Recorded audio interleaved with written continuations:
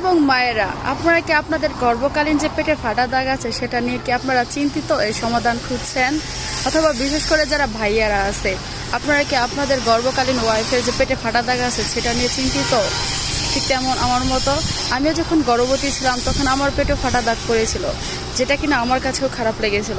আর সেটা দূর করার জন্যই আমার দাদুর সাথে আমি সেটা তখন শেয়ার করি। আমার যখন আর কি বাবু পেটে আসে তখন শেয়ার করার ফলে তিনি আমাকে একটা সকল প্রকার ন্যাচারাল উপাদান দিয়ে একটা ক্রিম তৈরি করে নিয়ে দেয়। আর সেটা ব্যবহার করার ফলে ইনশাল্লাহ এখন আমার সম্পূর্ণ পেটের দাগ দূর হয়ে গেছে।